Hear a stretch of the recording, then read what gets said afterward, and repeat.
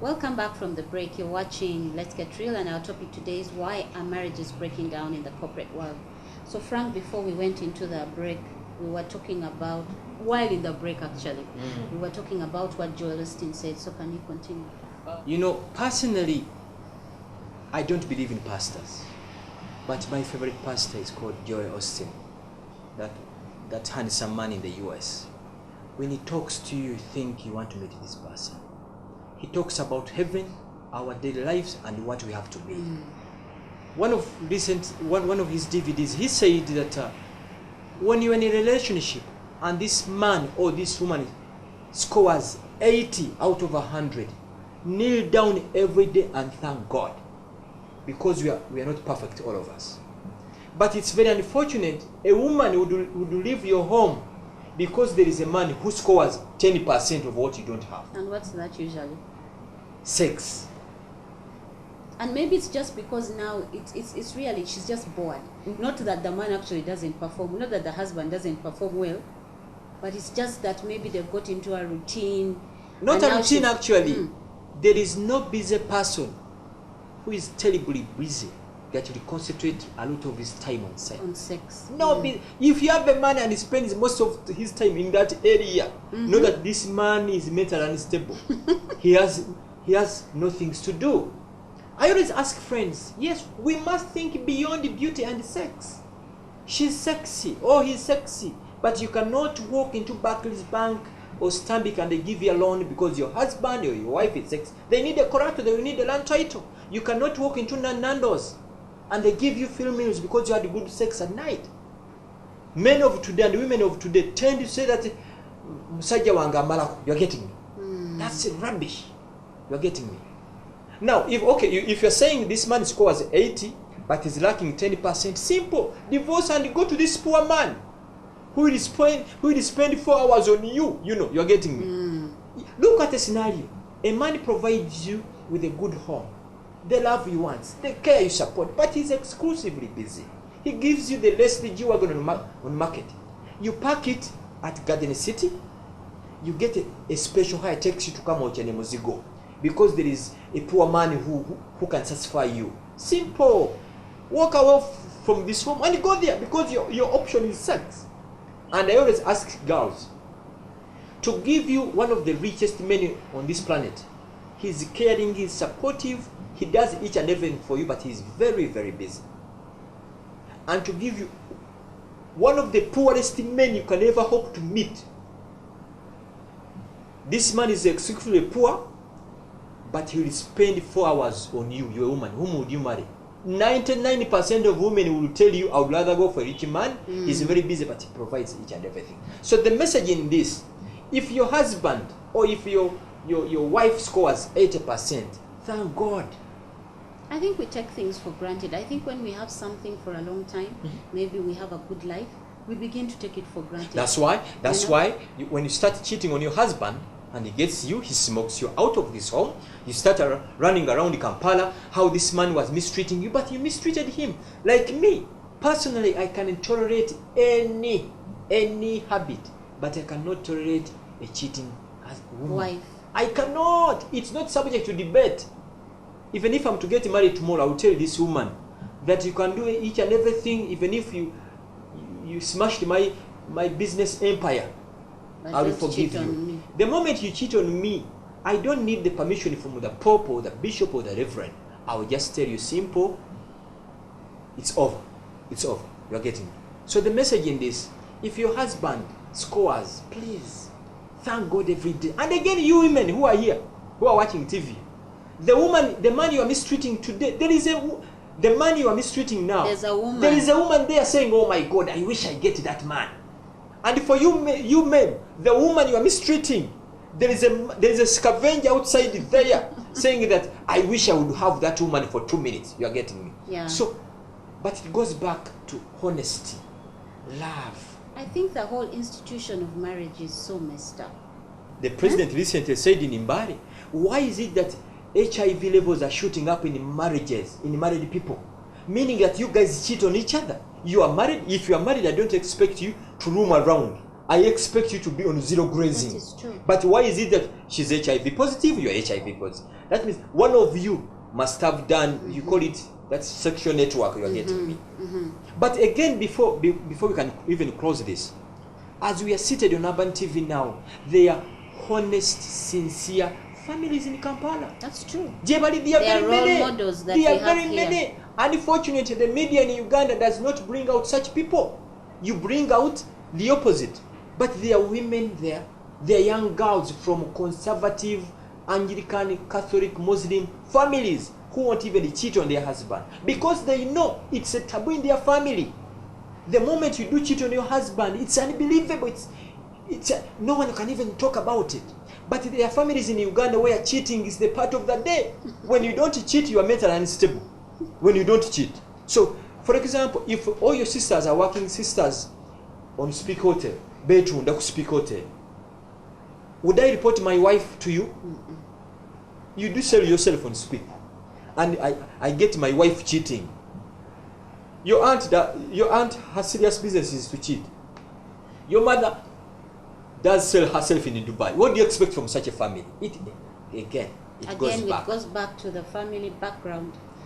The woman you are going to marry next weekend, have you done a thorough background checkup? Have you done research? Who are they? Their families in Uganda. For them cheating, this unity, it's part of their generation, it's in their blood. Don't expect this woman to be the opposite of them. Actually, again, Robin Sharma said, he's also a motivation speaker, he said that we usually do what our friends do. I'll give you an example. If you're living in Kanyanya, Kalerwe, and your friends live in Kanyanya, Kalerwe, the chances are high that even if you go to money yourself, you're going to buy land in Kanyanya or Kalerwe, because that's the way they live. True.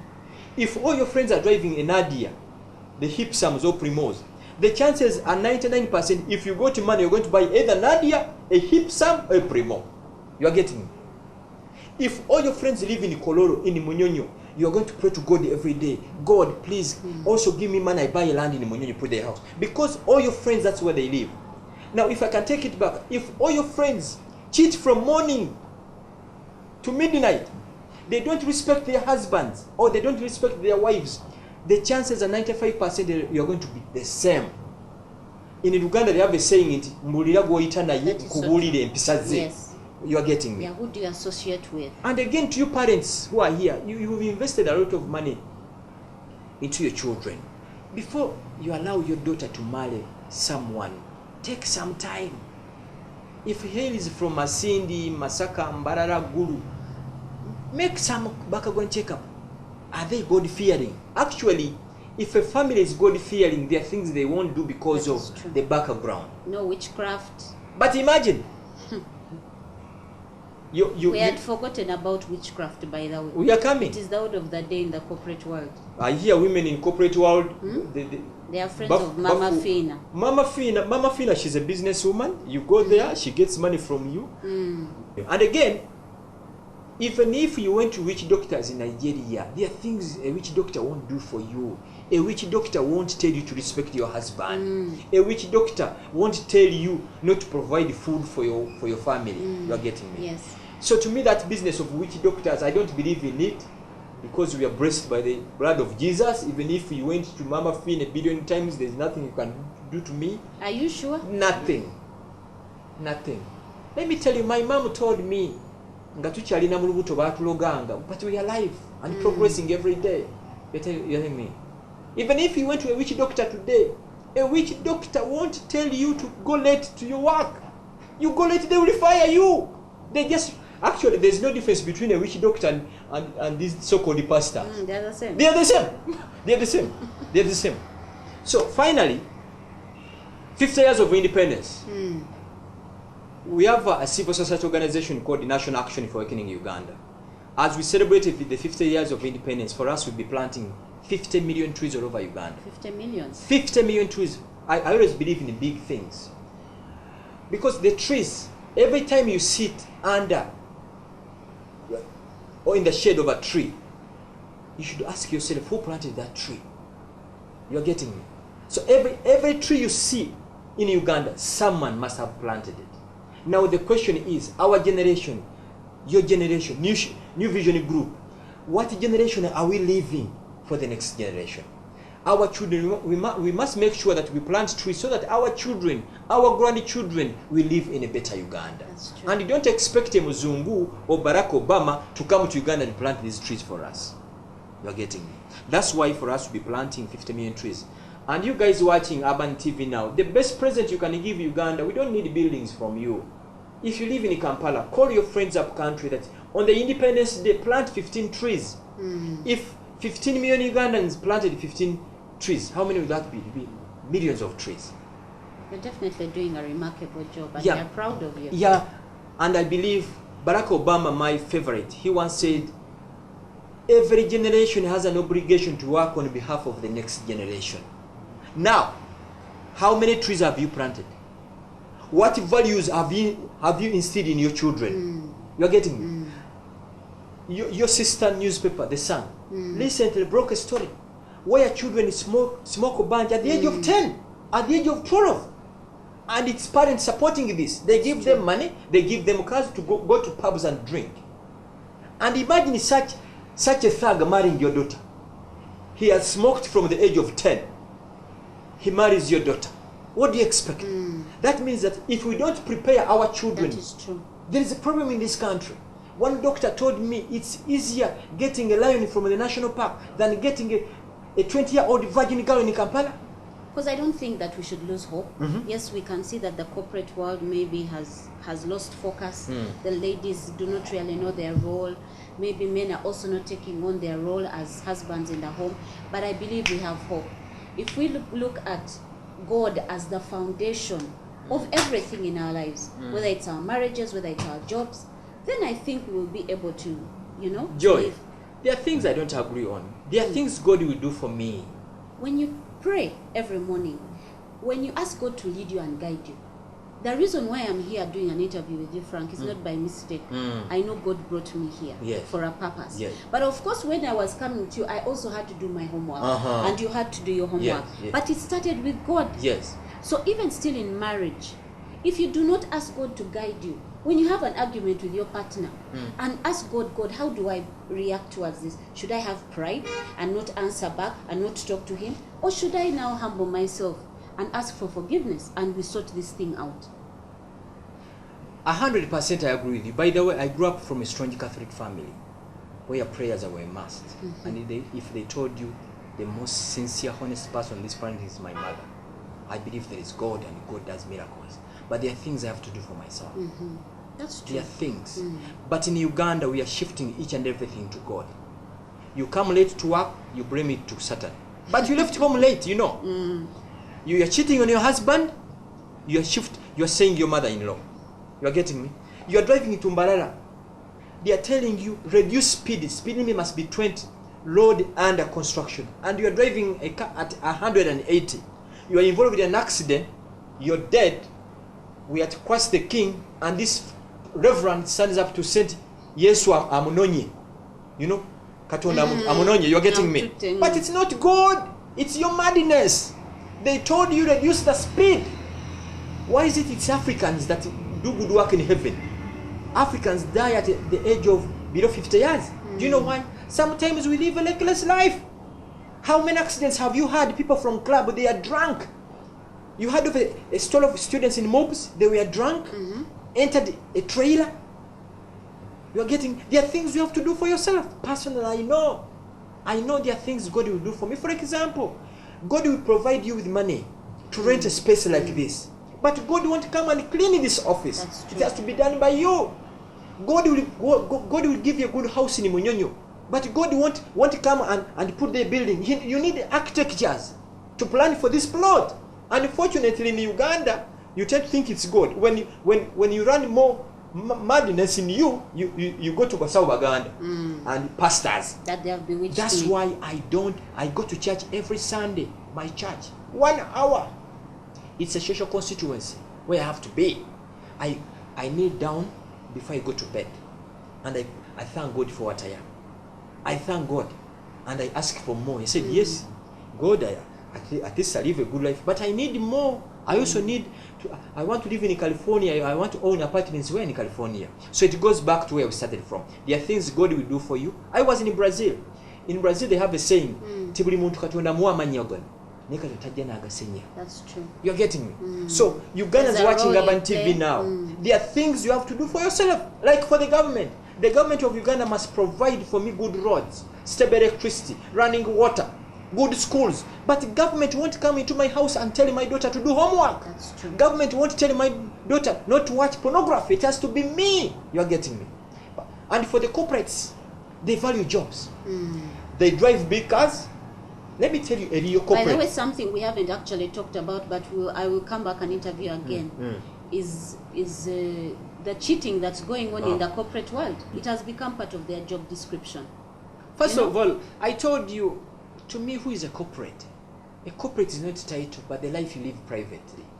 You can be working in Chikugo or Arua Park, but you're living a corporate life.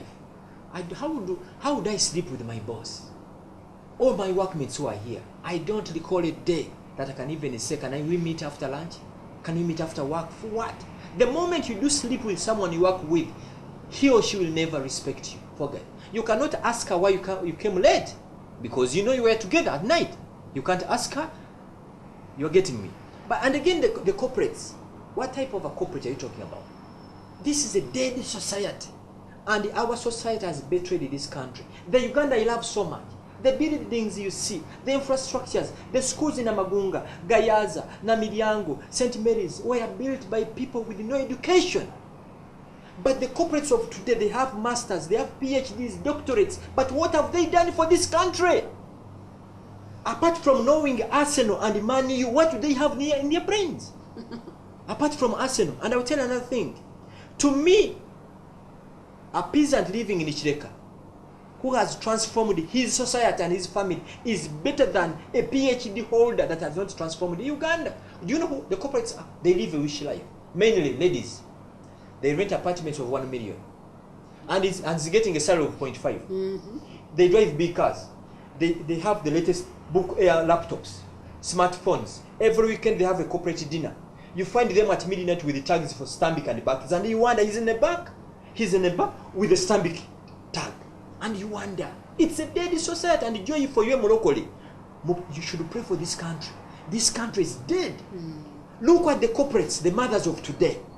What generation, what values, what morals are we instilling to our children? That's true. The only thing they know is Kim Kardashian and Tara Tola or something. and Tamara. Aha! Women, Kim Kardashian, men, Arsenal and Man U. No one thinks of this country. God bless you. Thank you very much. Me too. So viewers, I'd like to thank you so much for tuning in. May the Lord bless you, expand your territories and borders, lay his hand upon you and keep you far away